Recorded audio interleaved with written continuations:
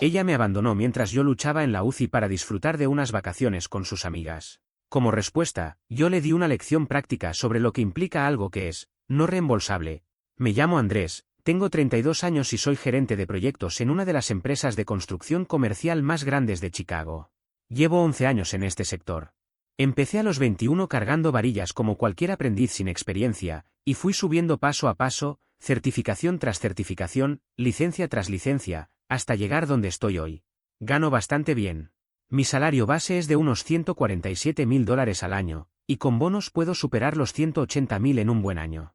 No digo esto para presumir, sino porque es importante para entender lo que viene después, cuando veas cómo esta mujer me trató como si fuera reemplazable. Estuve con Valeria durante 2 años. La conocí en la fiesta de cumpleaños de un amigo, y honestamente, pensé que era la mujer más hermosa que había visto. Medía alrededor de 1,68, tenía el cabello oscuro y largo, y unos ojos verdes que parecían cambiar de tono según la luz. Además, tenía una risa que te hacía querer decir cualquier cosa solo para escucharla otra vez. Aquí se nota el clásico desequilibrio desde el inicio, idealización extrema mezclada con poca evaluación real de carácter.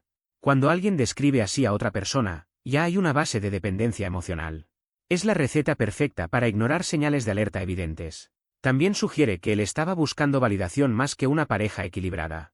Trabajaba como recepcionista en una clínica dental y ganaba unos $38,000 al año, lo cual nunca fue un problema para mí. Nunca he creído que el dinero sea lo más importante en una relación. Para mí, lo esencial es la lealtad, el respeto y estar presente cuando realmente importa. Los primeros 6 meses fueron increíbles. Era cariñosa, atenta, siempre me enviaba mensajes dulces durante el día. Pensé que había tenido mucha suerte. Pero las señales de alerta empezaron alrededor del mes 8, justo después de que se mudó conmigo. Empezó a quejarse de mis horarios, aunque esos horarios eran los que pagaban todo. Se molestaba si llegaba demasiado cansado para salir después de turnos de 12 horas. Comenzó a compararme con los novios de sus amigas, diciendo que ellos eran más presentes. Luego vino el tema del dinero. Primero fue su coche. Conducía un Corolla 2011 bastante deteriorado, lo cual era comprensible. Pero en lugar de buscar algo práctico, se enamoró de una Mazda CX-5 nueva, totalmente equipada. Precio final, $34,000. No podía calificar para financiamiento por su cuenta, así que firmé como aval. Después no pudo pagar las cuotas, así que empecé a cubrirlas yo, $489 al mes. Solo hasta que me recupere, me decía. Spoiler, nunca se recuperó. Aquí hay una dinámica de dependencia financiera disfrazada de apoyo romántico. Cuando una persona se acostumbra a que otro resuelva todo, pierde cualquier incentivo para responsabilizarse. También hay una clara señal de manipulación blanda, promesas vagas, sin planes concretos, pero con mucha confianza en que el otro seguirá pagando. Valeria falló en las 3 pruebas más importantes: lealtad, respeto y presencia. 3 de 3. Nos mudamos juntos después de 8 meses. Mi departamento, mi contrato, todo a mi nombre. Ella no pasó la verificación crediticia por deudas antiguas, algo relacionado con una tarjeta olvidada. Yo pagaba los $2,400 de renta mensual. Pagaba su coche. Pagaba el seguro, la comida, los muebles, incluso una bolsa Louis Vuitton de $1,200 que quería para Navidad. Yo estaba construyendo una vida. Ella estaba construyendo un estilo de vida. Pero no lo vi en ese momento. El amor te vuelve ingenuo. Mi amigo Carlos intentó advertirme. Carlos es mi capataz. Llevamos 5 años trabajando juntos. Es un tipo enorme, parece un oso grizzly con casco de obra. Mide casi 2 metros y pesa más de 115 kilos. En el trabajo se comunica con gruñidos y gestos. Pero fuera del sitio es el amigo más leal que he tenido. Su esposa María me trata como familia. Carlos nunca soportó a Valeria. La veía desplazarse por la casa mirando el teléfono mientras yo cocinaba. Veía las bolsas de compras acumuladas junto a la puerta mientras ella se quejaba de lo estresada que estaba. Una vez me dijo: esa chica tiene gustos de champán con presupuesto de agua del grifo. Yo le dije que estaba exagerando. Él me dijo que estaba ciego. Resultó que Carlos tenía razón. La figura de Carlos funciona como el observador externo que detecta lo que el protagonista no quiere ver. Muchas veces los amigos ven con claridad lo que la persona enamorada ignora. Este contraste resalta cómo el apego emocional puede distorsionar el juicio incluso en alguien que se considera racional y exitoso. El 14 de marzo, un martes, todo cambió. Estábamos a 3 semanas de terminar un edificio de 12 pisos en el centro, un proyecto de $47 millones. Era mi proyecto estrella. Lo había gestionado durante 18 meses, íbamos adelantados en tiempo y por debajo del presupuesto. El cliente estaba encantado y mi jefe hablaba de ascenso. Estaba en el 8º piso con el ingeniero estructural cuando ocurrió. Un cable de la grúa se rompió. Una viga de acero de 4 toneladas se soltó y empezó a oscilar como un péndulo. Escuché el cable antes de ver la viga. Empujé al ingeniero fuera del camino y recibí el impacto yo. La viga me aplastó contra una columna de concreto. Escuché cómo se rompían mis costillas antes de sentir el dolor.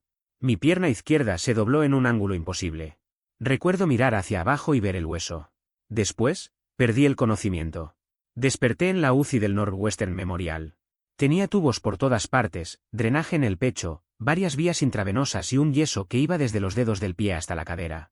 El médico me dijo que tuve mucha suerte, 4 costillas rotas, tibia destrozada, hemorragia interna y el bazo tan dañado que no sabían si tendrían que retirarlo.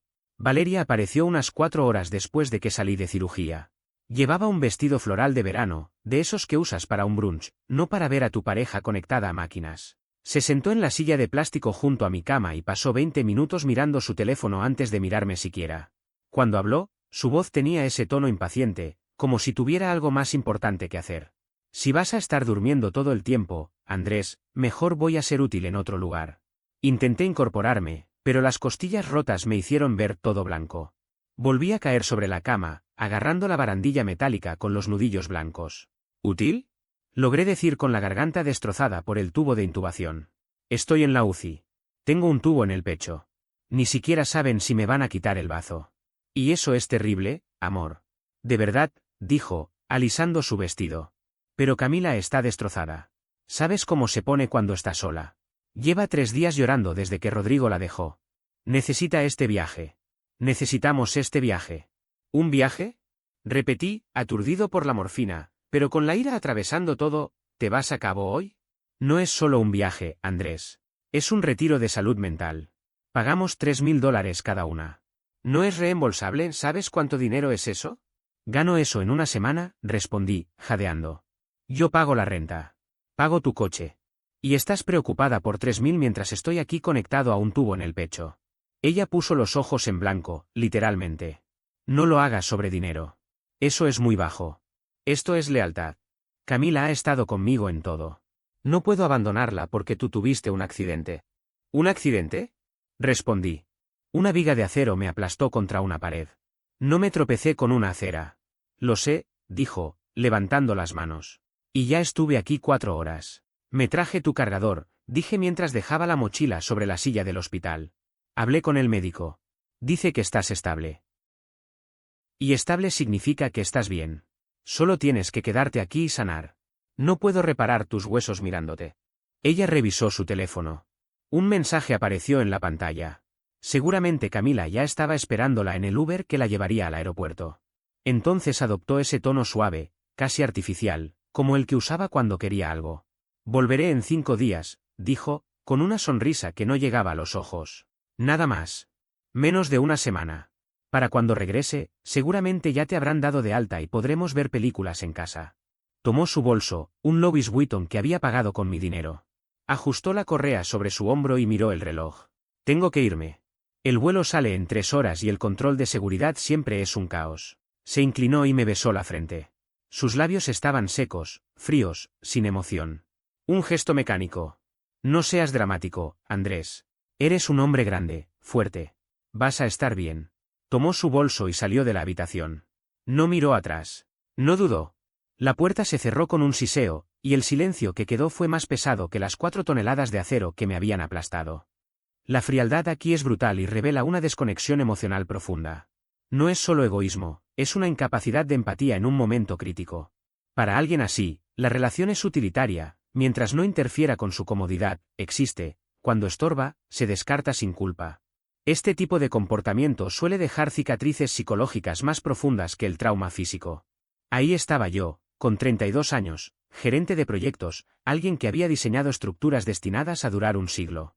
Un hombre que siempre resolvía problemas, que soportaba presión extrema, que se enorgullecía de mantener todo bajo control. Y en ese momento entendí que había sido descartado, intercambiado por un bronceado y una bebida en la playa. Fue entonces cuando el dolor cambió. Ya no eran solo las costillas rotas, ni la tibia destrozada, ni los órganos golpeados. Era la comprensión brutal de que yo era una opción secundaria, un plan de respaldo, una red de seguridad que ella podía ignorar hasta necesitarla. Y estaba a punto de descubrir qué pasa cuando tratas a un buen hombre como si fuera reemplazable. Los hospitales de noche son una especie de purgatorio. El pitido constante de las máquinas no se detiene nunca. Monitores vigilando cada latido, cada respiración. Las luces del pasillo permanecen encendidas, filtrándose bajo la puerta como una línea amarilla permanente. Las enfermeras cambian de turno cada 8 horas, y tienes que explicar tu dolor una y otra vez a rostros nuevos con nuevas planillas. Del 1 al 10, ¿cuánto le duele? Y tú piensas, ¿cuál dolor? Las costillas que sienten como si alguien estuviera parado sobre mi pecho, la pierna que late con cada pulso del corazón, o la certeza de que estoy solo aquí porque mi novia prefirió unas vacaciones. No podía mover la pierna izquierda. El yeso iba desde los dedos del pie hasta la cadera y parecía pesar 1 tonelada. El pecho me ardía como si estuviera envuelto en alambre de púas cada vez que respiraba. Cada tos era una tortura. Cada movimiento enviaba descargas eléctricas a través de mis costillas. Seguí revisando el teléfono, con el pulgar suspendido sobre el chat con Valeria. Que tengas un buen vuelo. Escribí. Borré. Estoy con mucho dolor. Escribí. Borré. ¿Por qué me dejaste? Escribí. Miré el mensaje durante mucho tiempo. Borré. No iba a rogar. Todavía me quedaba algo de dignidad. Ella tomó su decisión. Yo tenía que aceptarla. Aunque se sintiera como tragar vidrio, aunque doliera más que los huesos rotos. Cerca de la medianoche abrí Instagram. Sabía que no debía hacerlo. Sabía que nada bueno saldría de eso. Pero las noches en hospitales te empujan a tomar malas decisiones. La soledad se filtra en tu mente y empiezas a buscar pruebas de que alguien, en algún lugar, se preocupa por ti. Ahí estaba. Una historia publicada por Camila. Un boomerang de 2 bebidas coloridas chocando frente a un atardecer. El océano era de un azul imposible. El cielo, rosa y dorado, perfecto. El texto decía, nueva etapa de sanación. Viaje de chicas 2024. Cabo. La mano de Valeria aparecía en la imagen. Reconocí el anillo. La banda de turquesa que le compré en Santa Fe el año pasado, durante nuestro viaje de aniversario. $340 a un artesano local que me dijo que la piedra simbolizaba lealtad y protección, y que traería buena fortuna a nuestra relación. ¿Irónico? Arrojé el teléfono a la mesa junto a la cama. Resbaló y cayó al suelo con un golpe seco. No podía alcanzarlo. Ni siquiera podía sentarme sin que las costillas gritaran de dolor. Lo miré en el suelo durante 20 minutos, mientras la pantalla se iluminaba con notificaciones que no podía ver. Sentí una lágrima deslizarse por mi mejilla, no por tristeza, sino por frustración concentrada. Yo era un hombre que construía rascacielos, que manejaba presupuestos millonarios y equipos de más de 100 personas, que resolvía problemas complejos todos los días. Y no podía ni siquiera recoger mi propio teléfono. Una enfermera entró cerca de las 2 de la mañana. Su placa decía Rosa. Parecía llevar décadas en ese trabajo. Sin rodeos, manos firmes, ojos que habían visto de todo. Está despierto, afirmó mientras revisaba los monitores. ¿La frecuencia cardíaca está alta, le duele? Mentí. Era un 8/10. Ajustó algo en la bomba de suero y luego vio el teléfono en el suelo. Caminó hasta él, lo recogió y lo colocó en la mesa a mi alcance. ¿Tu novia no volvió? Preguntó. No. Tenía un compromiso previo. Rosa soltó un resoplido. Vaya compromiso, ¿el presidente viene a la ciudad? Viaje a cabo con amigas. Se quedó inmóvil. Me miró, luego miró el expediente, y volvió a mirarme. Su expresión se suavizó apenas. Bueno, dijo lentamente. Esa es una decisión. Sí. Una decisión. ¿Tienes a alguien más, familia? Mis padres murieron. Mi hermano vive en Londres. No somos cercanos. ¿Amigos? Lo pensé. Tenía compañeros de trabajo, gente con la que almorzaba. Pero, ¿a quién llamas a las 2 de la mañana cuando no puedes ni limpiarte la cara? Sí, dije finalmente. Tengo un amigo. Llamé a Carlos a las 7 en punto de la mañana. Contestó en el segundo tono. Andrés, su voz estaba ronca, lo había despertado. El jefe dijo que te aplastaron. ¿Sigues vivo? Apenas. Dime. Necesito un favor. Lo que sea. Necesito algunas cosas del apartamento. Cargador, laptop, ropa interior que no sea de papel. Hubo una pausa. ¿Dónde está Valeria? No respondí. Andrés, ¿dónde está Valeria? En Cabo. Silencio. Cabo, México, Cabo. Sí. Voy para allá. Carlos apareció 2 horas después. No trajo flores. Trajo una bolsa grasosa de mi hamburguesería favorita, que no podía comer por la cirugía, pero el gesto contaba. También trajo una mochila con mi ropa y mi laptop. Se sentó en la incómoda silla de plástico y me observó durante un largo momento. ¿Te dejó?, preguntó. No era una pregunta. Dijo que los boletos no eran reembolsables. Carlos soltó una risa seca, casi como un ladrido. Mi camioneta tampoco es reembolsable, Andrés. Si la estrello, no la dejo en una zanja y me voy a Disney World. Esa mujer es un buitre. Es egoísta hasta la médula. Cree que soy fuerte, que puedo con todo. Y sí, soy fuerte, pero no soy indestructible. No soy un superhéroe. Me aplastaron 4 toneladas de acero y eso no es algo que se supere solo con fuerza de voluntad. Necesito ayuda. Él se inclinó hacia adelante, apoyando los codos en las rodillas, mirándome con una mezcla de preocupación y frustración. ¿Quieres que cambie las cerraduras?, preguntó. Todavía no. Eres demasiado blando, Andrés. Construyes puentes que resisten huracanes, pero dejas que esa chica te pase por encima solo porque es bonita y se ríe de tus chistes. Estoy manejando la situación. Claro que sí. Por eso estás aquí solo, mientras ella está de fiesta en una playa. Carlos vino a visitarme todos los días después del accidente. No se quedaba mucho tiempo porque tenía turnos que supervisar, pero siempre pasaba a verme. Me traía novedades del trabajo, hacía bromas sobre las enfermeras y me hacía sentir humano otra vez. Su esposa, María, vino una vez también. Trajo sopa casera y una charla severa sobre no dejar que esa chica volviera a arruinar mi vida. Empecé a darme cuenta de que tenía mejores personas a mi alrededor de lo que creía. Simplemente había estado demasiado enfocado en la persona equivocada como para notarlo. Valeria me enviaba mensajes una vez al día. Mensajes cortos, ligeros, casi como si fueran una obligación. Pensando en ti. Espero que la comida del hospital no sea horrible. Camila dice hola. Vamos a hacer snorkel. La señal aquí es mala, puede que no responda por un rato. Te amo. Dejé de responder después del segundo día. El doctor Fernández entró al cuarto el cuarto día con su portapapeles y esa expresión cuidadosamente neutral que los médicos perfeccionan en la universidad. Buenas noticias y malas noticias, Andrés. Dame ambas. Las costillas están sanando bien. No necesitamos cirugía para el bazo. El sangrado se detuvo solo. Pero la pierna. Mostró las radiografías en el monitor. La inflamación ha bajado, pero la fractura es compleja. 8 semanas con yeso, luego al menos otras 4 con una bota ortopédica. No podrás conducir ni subir escaleras. Mi apartamento está en el 3er piso. Entonces no puedes volver a casa, continuó. A menos que tengas a alguien lo suficientemente fuerte como para cargarte y que pueda quedarse contigo las 24 horas durante la primera semana. Pensé en Valeria. Incluso si estuviera aquí, pesaba poco más de 50 kilos y se quejaba si tenía que cargar 2 bolsas del supermercado. Me las arreglaré, dije. Esa noche le escribí a Carlos. El médico dice que no puedo subir escaleras. Necesito un lugar donde quedarme un par de semanas cuando salga. Su respuesta fue inmediata. El cuarto de invitados es tuyo. María ya está preparando una cazuela. Está emocionada por decirte todo lo que piensa de Valeria en tu cara. Sonreí. Era la primera vez que sonreía en 4 días. Valeria regresó un martes, exactamente una semana después del accidente. Yo seguía en el hospital, programado para salir a la mañana siguiente. Estaba sentado comiendo los huevos gomosos del almuerzo cuando entró en la habitación. Se veía increíble. Bronceada, luminosa, el cabello aclarado por el sol. Trajo consigo el olor a coco y perfume libre de impuestos al ambiente estéril del cuarto. Amor, dijo dejando sus maletas y acercándose para abrazarme. Levanté la mano. Cuidado con las costillas. Se detuvo, hizo un puchero y me dio unas palmaditas en el brazo sano. Dios, te extrañé tanto. Fue horrible estar lejos mientras estabas así.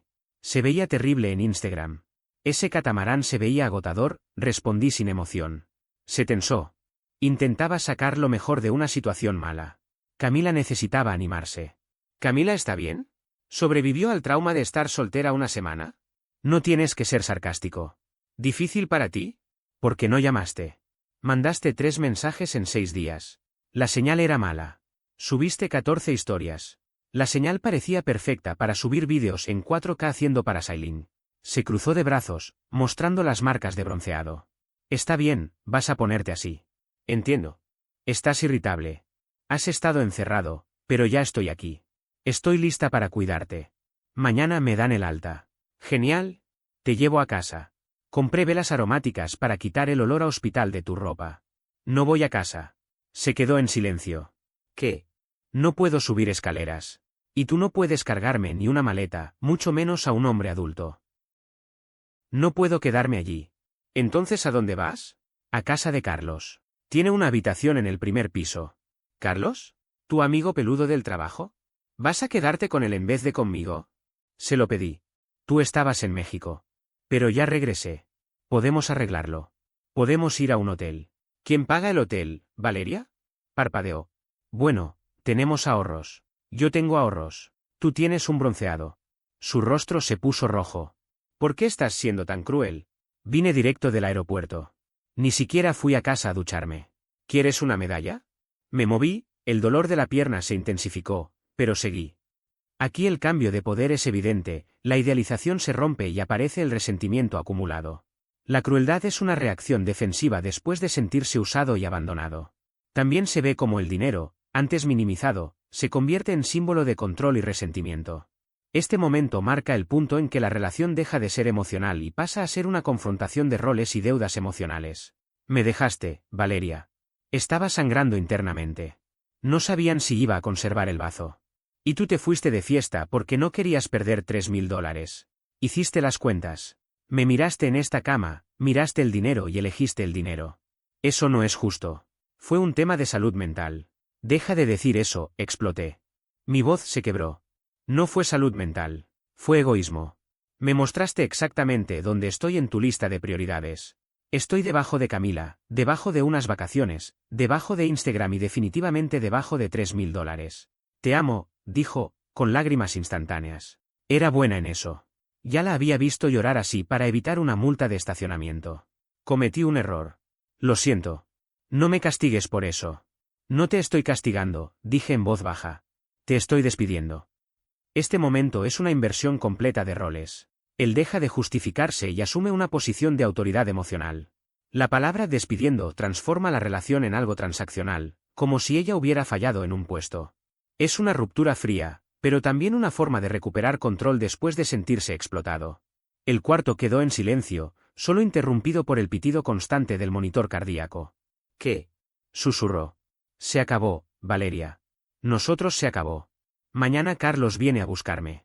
Quiero que te vayas del apartamento antes del fin de semana. No puedes hacer eso. Yo vivo allí. Mi nombre está en el contrato. Yo pago el alquiler. Eres una invitada. ¿Eso fue lo que le dijiste al propietario para que no te revisara el crédito, lo recuerdas? Se quedó mirándome, la boca abierta. Su expresión cambió del papel de víctima a algo mucho más real, pánico. Andrés, por favor.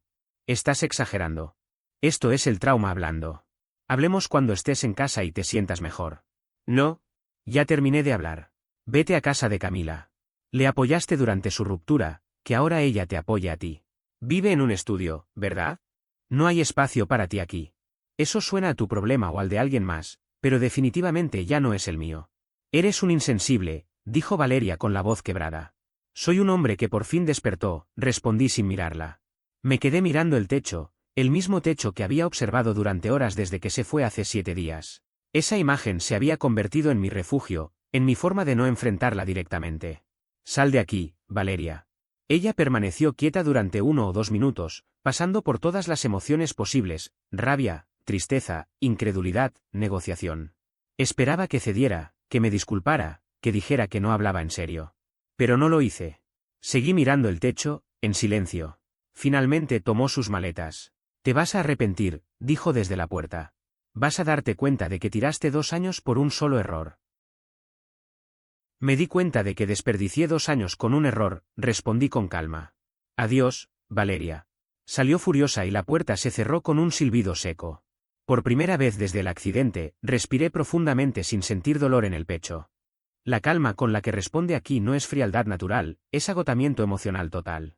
Cuando alguien deja de discutir y simplemente afirma, suele ser porque ya procesó el duelo antes de la ruptura oficial.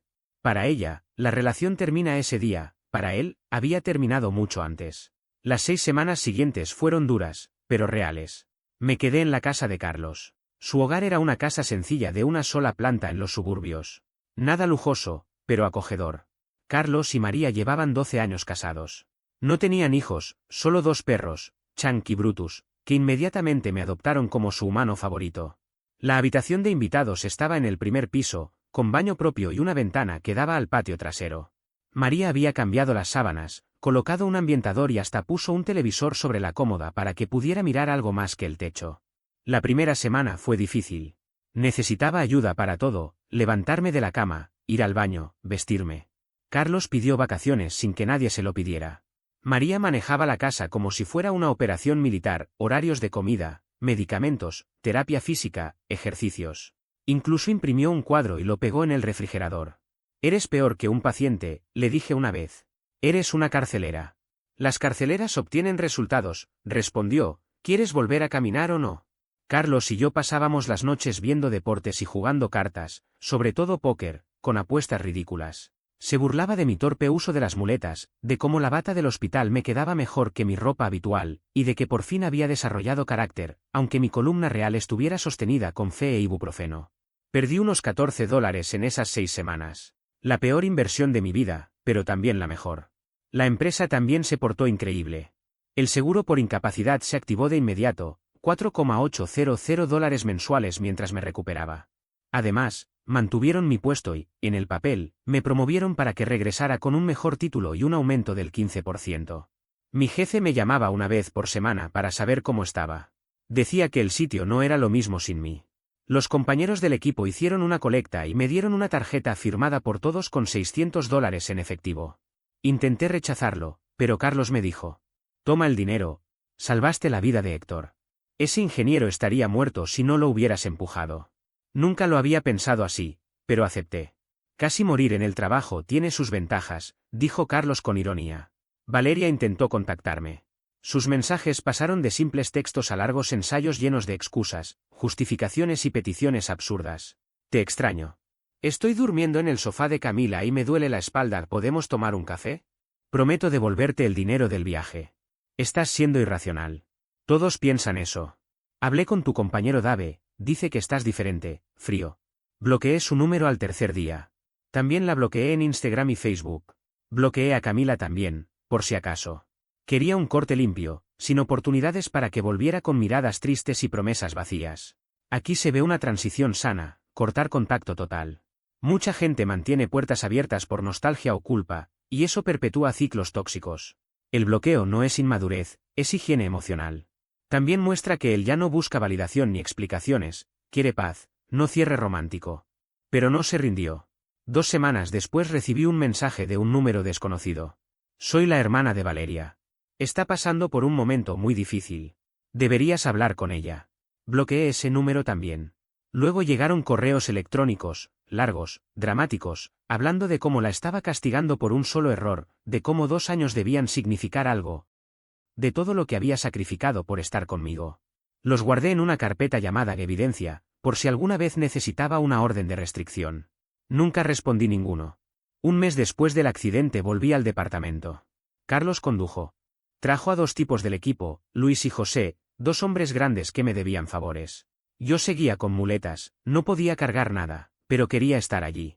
Quería verlo con mis propios ojos. El lugar era un desastre. Valeria se había ido, pero no limpió nada. Había manchas en la alfombra, basura desbordada, comida podrida en el refrigerador. Se llevó el televisor que yo había pagado por $1,400.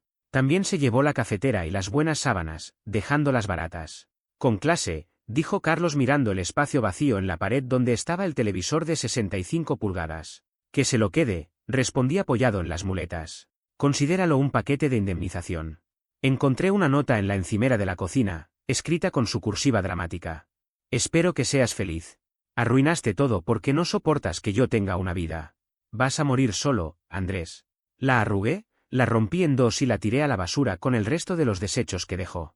Cargamos mis cosas, herramientas, ropa, álbumes de fotos de mis padres, el reloj de mi abuelo.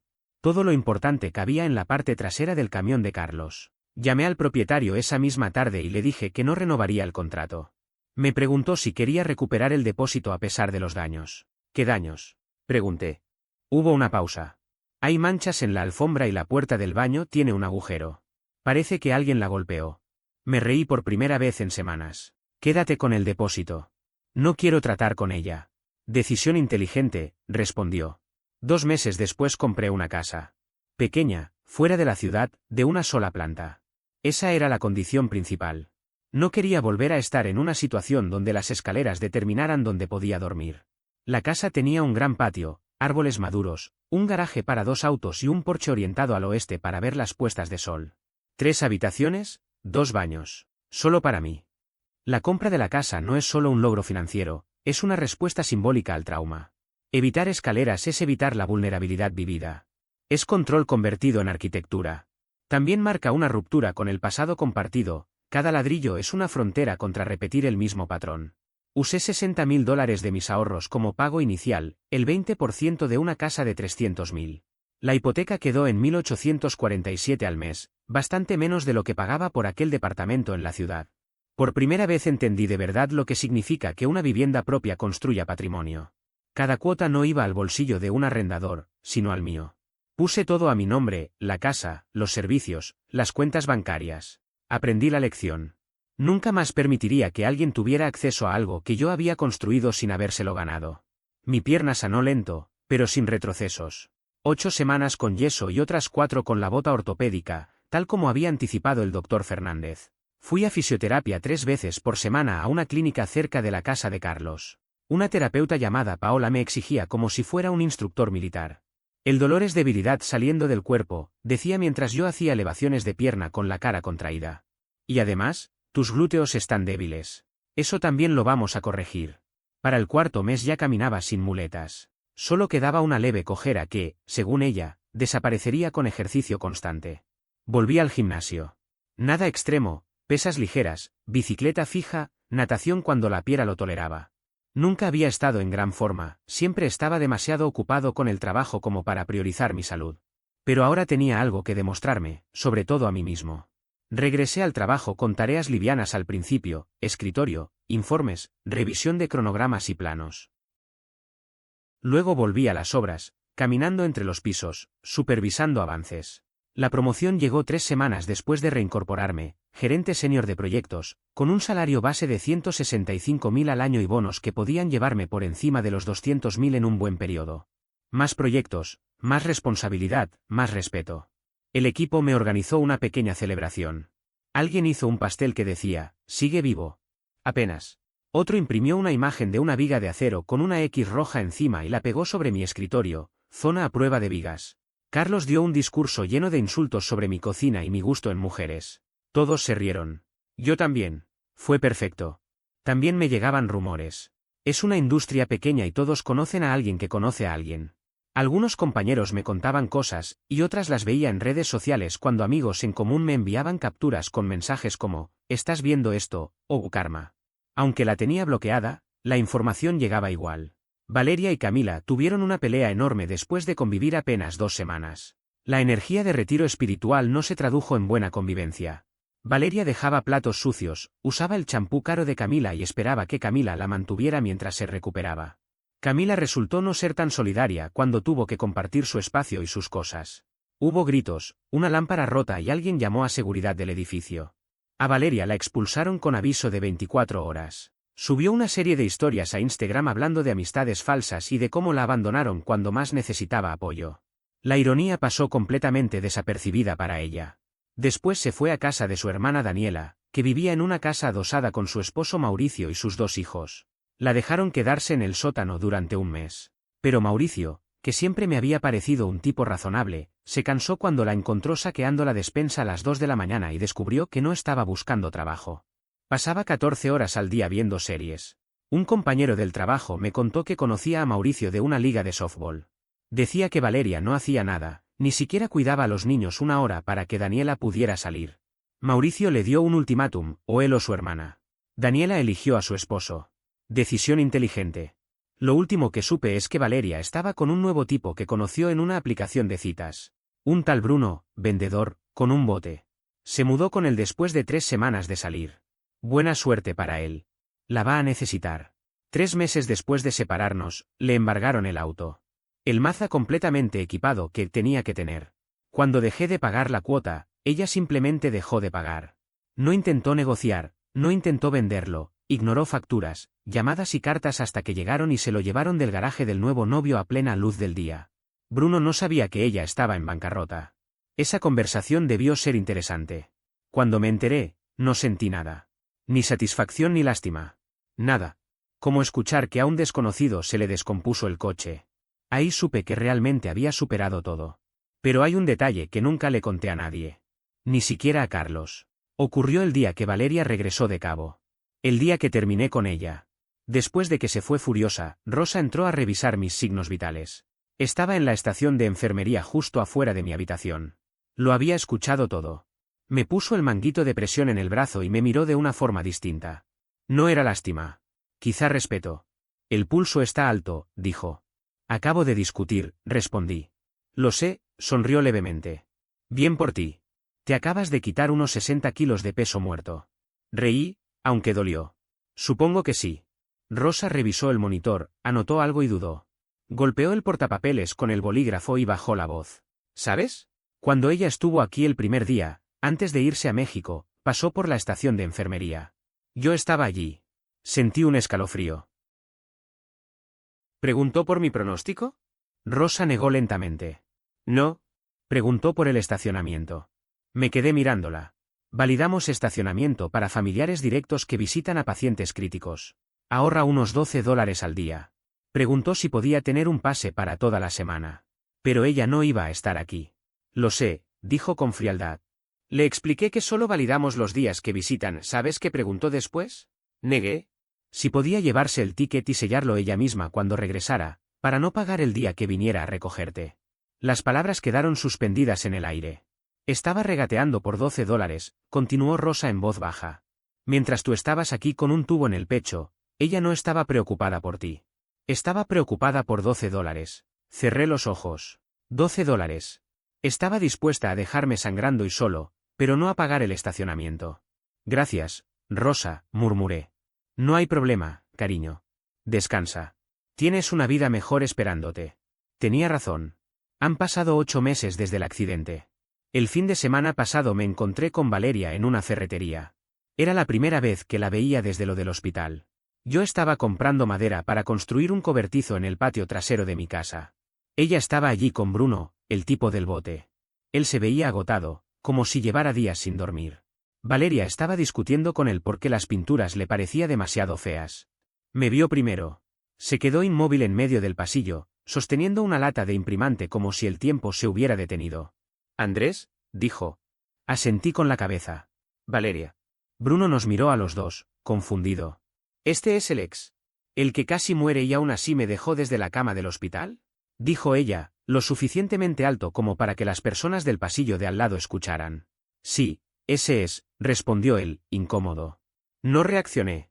Tomé mi madera y me dirigí a la caja. Por supuesto, ella me siguió. Siempre hacía eso. «Te ves diferente», dijo. «He escuchado que estuviste en terapia física, que seguiste las órdenes del médico. También me dijeron que compraste una casa y que te ascendieron». Era cierto. Ella se quedó en silencio unos segundos y luego añadió. «Sabes, si no hubieras sido tan dramático con lo de Cabo, podríamos haberlo arreglado. Éramos buenos juntos». Me detuve y me di la vuelta. Bruno se quedó atrás, observando la escena como si fuera un espectador en una obra incómoda. «Valeria, estaba en la UCI con un tubo en el pecho, y tú discutías por $12 de estacionamiento cuando salías del hospital». Su rostro perdió color. «¿Quién te contó eso?». «No importa quién. Lo que importa es que ese día me mostraste exactamente quién eras, y finalmente decidí prestarte atención». Miré a Bruno. «Buena suerte, amigo. La vas a necesitar». Pagué la madera y me fui sin mirar atrás. Esa noche vino Luciana a mi casa. Es la mujer con la que he estado saliendo desde hace 2 meses. La conocí en una parrillada gracias a Carlos y María. Es fisioterapeuta, tiene su propio consultorio, maneja un Honda completamente pagado y jamás me ha pedido que cubra una cuenta. Le conté que me había cruzado con Valeria y lo que le dije. «¿De verdad le dijiste lo de los $12? Preguntó. «Sí». «¿Y qué hizo?». Se quedó ahí parada, como si la hubiera abofeteado. Luciana se rió, se sirvió un vaso de limonada y se recostó en la silla del deck junto a la mía. «¿Sabes qué me gusta de ti, Andrés? ¿Mi devastador atractivo físico? Tu absoluta falta de tolerancia a las tonterías». Chocó su vaso contra mi refresco. «Es refrescante. La casa está quedando muy bien. El mes pasado construí una cerca de cedro de casi 2 metros de altura. Yo mismo la teñí. Luego levanté la terraza en 3 días con ayuda de Carlos, Luis y José. María supervisaba desde una silla de jardín con un vaso de té dulce en la mano. Ahora tengo una parrilla Weber Genesis instalada ahí, y hacemos asados todos los domingos. En el trabajo me está yendo muy bien. Soy gerente senior de proyectos. Salario base, $165.000 al año. Estoy supervisando 3 proyectos al mismo tiempo. Cuando regresé, los compañeros me hicieron una fiesta. Mandaron a hacer un pastel que decía, está vivo. Apenas. Alguien pegó una foto de una viga de acero con una X roja sobre mi escritorio, con una nota que decía, zona a prueba de vigas. Hace 2 semanas me llamó la aseguradora de la empresa. Finalmente llegó el acuerdo por el accidente. $127.000 después de los honorarios legales. Suficiente para pagar la hipoteca anticipadamente o invertirlo y dejar que crezca. Estoy inclinado a invertir. Ahora tengo tiempo. Ya no tengo prisa. Lo último que supe es que Valeria y Bruno terminaron 3 semanas después de que los vi en la ferretería. Al parecer, él descubrió que ella había acumulado una deuda en tarjetas de crédito a su nombre. $30.000. Ella dijo que fue un malentendido. Él no le creyó. La echó ese mismo día. Ahora está durmiendo en el sofá de su hermana. Daniela la aceptó otra vez, pero solo por 30 días. Después de eso, tendrá que arreglárselas sola. El Mazda ya no existe, su historial crediticio está destruido. Tiene 30 años, sin ahorros, sin auto y con la reputación de ser la chica que dejó a su novio en la UCI para irse a un viaje a la playa. ¿Yo? Tengo 33 años, una casa, un ascenso, un cheque de compensación y una mujer que me trae pasta casera los martes porque quiere, no porque necesite algo. El domingo por la noche, Luciana y yo encendimos la parrilla en la terraza y preparamos la cena. Carlos y María pasaron un rato, trajeron una baraja de cartas y un par de bebidas. Nos sentamos alrededor de la mesa. Hablamos de trabajo, de proyectos futuros y de lo absurdo que puede ser el destino. Terminamos jugando hasta tarde. Gané unos cuantos dólares y Carlos juró que debía estar contando cartas. María se rió y dijo que, después de todo lo que había pasado, tenía derecho a un poco de suerte. Cuando se fueron, la casa quedó en silencio. Luciana se quedó un rato más para ayudarme a ordenar. En la cocina, ella lavaba los platos mientras yo los secaba. El sonido del agua y el golpeteo suave de la loza llenaban el espacio. Me gusta cómo se siente este lugar, comentó. Todo, la casa, el patio, las personas que te rodean. Me entregó un plato y me miró con una sonrisa tranquila. Has construido algo sólido aquí. Todavía estoy en proceso, respondí. No, dijo. Estás en una etapa mejor. Ya no estás reconstruyendo. Estás avanzando. Después de que se fue, salí al porche y me senté a oscuras. El aire nocturno estaba fresco, los insectos hacían su ruido constante y el cielo estaba despejado. Mi pierna ya no dolía. Me quedé ahí pensando en cómo, hace apenas 8 meses, estaba solo en una cama de hospital, mirando las historias de vacaciones de quien decía amarme, intentando alcanzar un teléfono que se me había caído al suelo. Hoy la escena es distinta. Tengo un hogar propio, un trabajo que me respeta, gente que aparece sin pedir nada a cambio y alguien que se queda incluso cuando no hay nada que ganar. La vida no siempre devuelve lo que pagaste, pero a veces te entrega algo mejor de lo que imaginaste. El contraste final es casi cinematográfico, del abandono absoluto a la estabilidad emocional y material. No hay venganza activa, solo indiferencia y crecimiento, que suele ser lo que más duele al otro. El relato cierra con una moraleja implícita: el verdadero triunfo no es ver caer a alguien, sino construir una vida donde ya no importa.